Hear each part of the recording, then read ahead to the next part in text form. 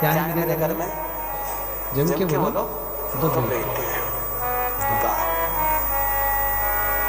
और तेरे यहाँ तो क्या भगवान की कृपा है मेरे घर में, ये 2 मेरी बेटी है कि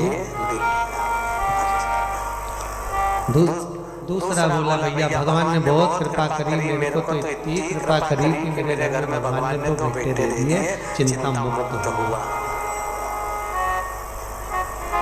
दूसरा जो खड़ा था उसकी आंख में आंसू भर गए, मेरे घर में 2 बेटियां हैं। फिर बोला अच्छा हुआ भगवान ने मुझे बेटे दिए। कहाँ? बेटियों पढ़ने जाए, कॉलेज जाए, उनको लेने जाओ, छोड़ने जाओ, उनका ध्यान रखो, इसलिए अच्छा घर में बेटे हो। भगवान ने अच्छा मेरे घर में बेटी। इतने में पास में बेटी खड़ी थी, बेटी ने अंकल का कुर्ता खींचा। अंकल, ओ अंकल। हाँ बेटा बोल। अंकल, भगवान बेटी हमेशा मन वाले को, दिल वाले को और किस्मत वाले को देता है। भगवान बेटी कभी भिखारी को नहीं देता।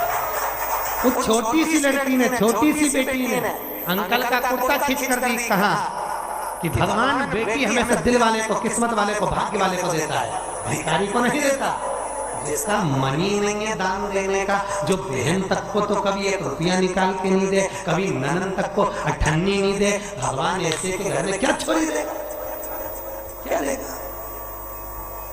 भगवान बेटी उसको देता है जिसका मन बड़ा। बेटी आ रही है देव भाग्य से, और बेटी अपनी किस्मत। एक बार स्वामी विवेकानंद वैष्णो देवी की सीढ़ियां चढ़ रहे थे। एक किसान कंधे पर अपनी बेटी को लेकर जा रहा था, दूसरी बेटी का हाथ पकड़ के जा रहा था। स्वामी विवेकानंद ने कहा बाबा कहाँ जा रहे हो? ऊपर दर्शन करने। तुम्हारे को तुम्हारी बेटी का बोझा लग रहा होगा, लाओ मैं तुम्हारी बेटी को अपने कंधे पर बिठा लेता हूँ, ऊपर जगदम्बा के मंदिर में दे दूंगा, माँ देवी के मंदिर में दे दूंगा। इतने में किसान ने कहा स्वामी विवेकानंद जी, बेटी बाप के कंधे पर बोझा नहीं होती, बेटी जब तक कंधे पर रहती है तो बाप के बोझ को भी हल्का कर देती है। वो बेटियां हुआ करती है। बेटी बाप पर बोझा नहीं है। जिस बाप को बेटी बोझा लगे वो बाप नहीं हो सकता। किस्मत वाले। एक बार बेटा अपने माँ बाप को दुखी देख लेगा, पर बेटी कभी अपने माँ बाप को दुखी नहीं देख सकती। तभी दुख आता है ना तो बेटी कह देती मम्मी अगर तुम्हें यहाँ पर नहीं अच्छा लग रहा तो मेरे पास चलो, मेरे साथ रहना, मेरे पास में रहना। क्यों जी? चलो मेरे साथ में। बेटी होती है जब तक घर में रहती है ना, कल आप लोग सुनेंगे पार्वती जी की विदाई, जब तक घर में रहती है चहकती रहती है, और जिस दिन चली जाती है तो तुम भी उसका मुंह देखने के लिए तरस जाते हो। बेटियां होती ही ऐसी है, बेटी का जीवन होता ही ऐसा है। मायके में रहती है तो जब तक कुंवारी रहती है पिताजी के साथ में बैठकर भोजन करती है। बाप के लिए आगे आगे बढ़कर पिताजी थक के आए चाय लाकर दे देगी, जूस बनाकर दे देगी, दूध लाकर दे देगी। पापा से पूछ लेगी पापा कुछ थके हुए लग रहे हो, बहुत काम रहता है, मत करा करो इतना। क्यों करते हो पापा? टाइम नहीं मिलता, थोड़ा सा तो घर में रहा करो। बेटी एक ऐसी होती है जो बाप से आगे रहकर पूछ कर उनकी सेवा कर देती है। और एक बहू होती है घर में रहती जरूर है पर पति के लिए सब कुछ कर सकती है। पर जब ससुर थका मांदा आएगा, पानी भी लाएगी तो टाइम देख कर लाएगी, चाय भी बनाएगी टाइम देख कर बनाएगी, और विचार करेगी कि सास बना दे तो सबसे अच्छा। परंतु एक बेटी होती है जो समय पर पिताजी को दवाई लेना है। और आज भी बेटी की भले शादी हो जाए पर बार बार फोन लगाकर बोलती है पापा शुगर बढ़ जाएगी, दवाई ले लेना, वो डॉक्टर बहुत अच्छा आया है उससे ले लेना, वो महाराज आए हैं उनसे मिल लेना। बेटी एक ऐसी होती है जो बाप के लिए तत्पर रहती है, बाप के लिए तत्पर।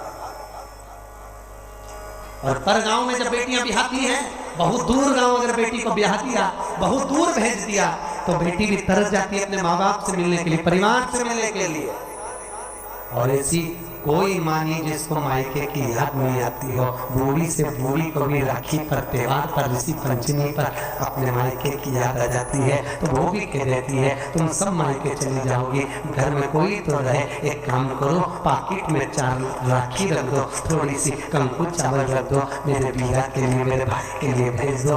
भले मैं नहीं जा सकती पर राखी रख के भेज देती। और एक माँ होती है कि बेटी के घर में कोई ना जाए ना, और पूछ लेती है पड़ोसी से, ऐ संक्रांति का त्योहार है, पंचमी का त्योहार है, सामान आ रहा है, तू जा रहा है क्या उस गांव तक? हाँ जा रहा हूँ। क्यों, क्या बात है? मेरी बेटी के थोड़ा सामान दे देना। तुरंत रात को बेसन सेक के लड्डू बना लिए, डब्बा में रख दिए, एक साड़ी रख दी, तो बिछुड़ी रख दी, चूड़ी रख दी, और बेटी को जो अच्छा लगता हो, अगर हैदराबाद के बिस्कुट, मिक्सचर, सेव जो अच्छा लगे वो बांध कर पैकेट में रख दिया और झोला बांध कर दे दिया, ये मेरी बेटी को दे देना। कहना बहुत याद आती है लाडो, कभी तो आ जाया कर। बेटी को आवाज लगाकर बाप, पड़ोसी काका जब आवाज लगाता है लाडो, ओ लाडो, बेटी दौड़ कर आती है, मेरे पास वाले अंकल आए हैं।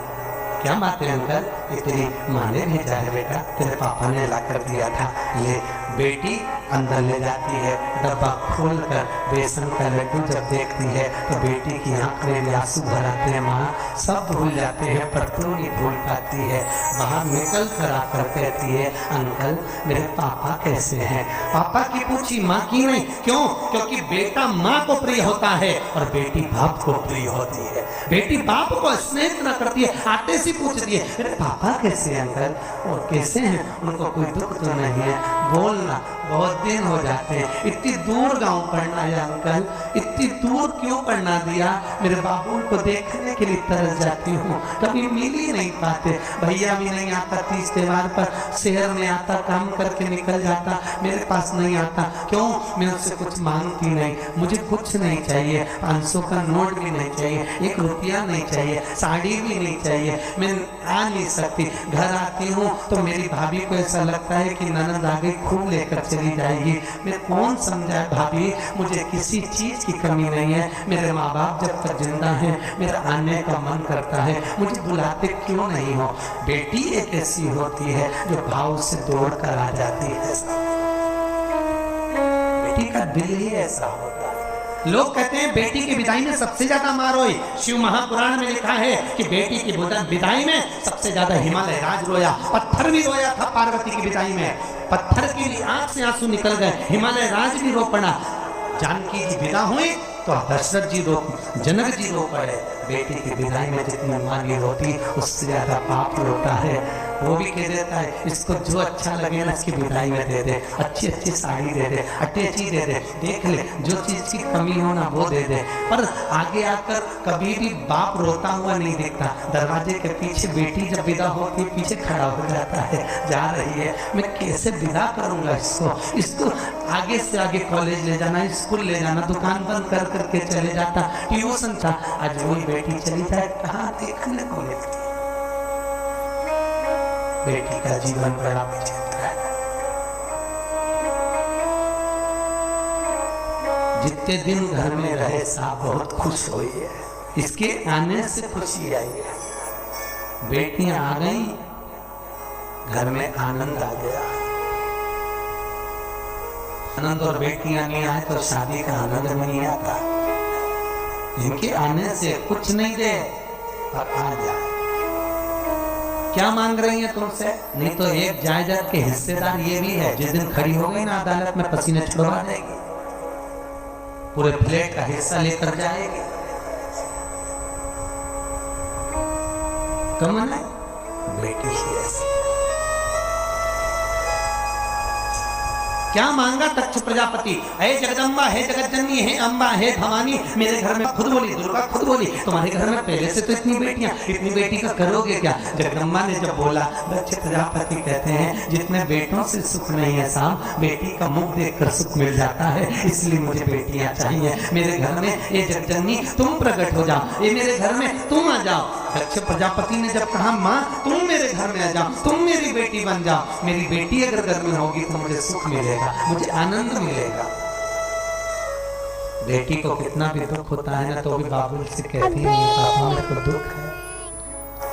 हमेशा जब भी आएगी प्रसन्न दिखेगी, घर में कितना भी दुख रहे तो भी आनंद है। बेटा कैसी है? पापा अच्छी हो, बाबूली अच्छी हो, कोई तकलीफ नहीं बाबा ठीक हो, अकेले में रो लेगी तो कह नहीं पाए।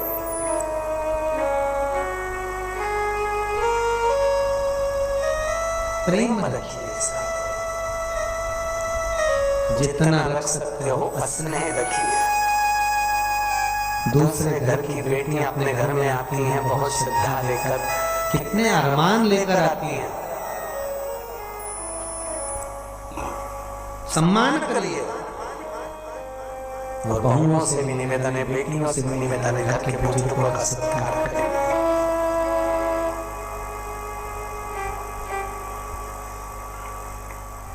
धन से नमन मत करो,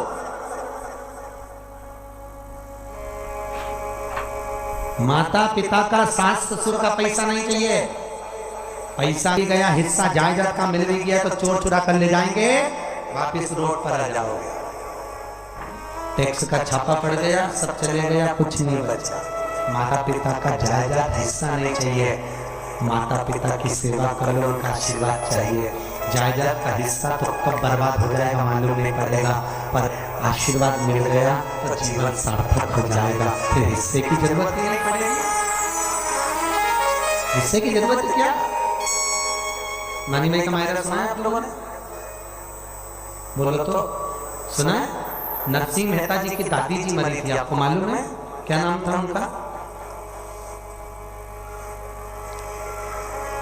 जल्दी बोलो, आप ही तो बोले नानी भाई का मायरा सुना। अभी बोल देते नहीं सुना तो हम बताते। नानी भाई के मायरे में है ना नरसिंह मेहता जी की दादी जय कुंवर बाई, नानी भाई की परदादी जय कुंवर बाई जब मरी तो जेठानी और देवरानी, नरसिंह मेहता की पत्नी और नरसिंह मेहता की भाभी, दोनों रोई। भाभी सबसे ज्यादा रोई, गले लिपट लिपट के रोई। किससे? दादी सास से।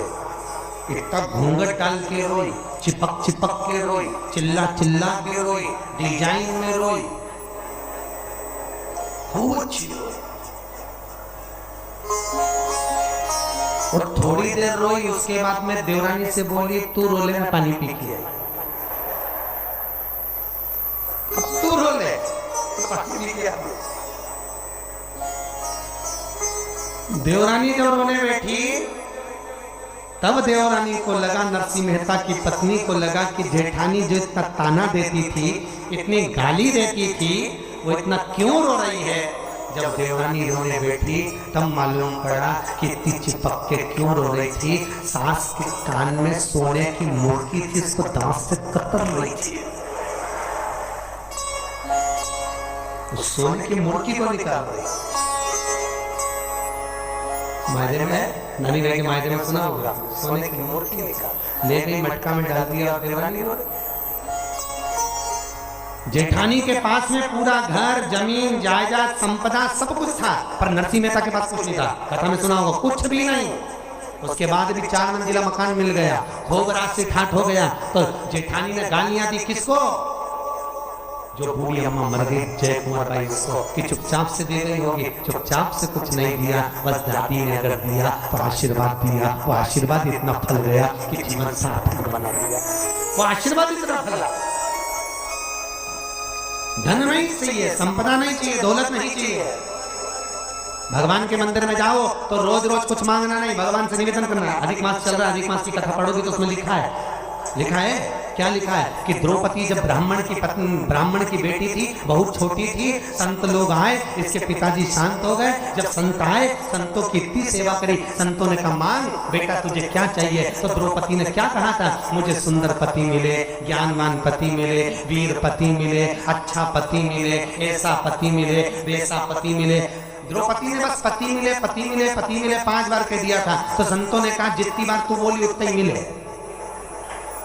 ये अधिक मास की कथा में है, पढ़ा कि नहीं पढ़ा? अधिक मास की कथा में लिखा है, पोथी में आप किताब पढ़ेंगे अधिक मास की पोथी में लिखा, जितना बोल रही है उतना पति मिले।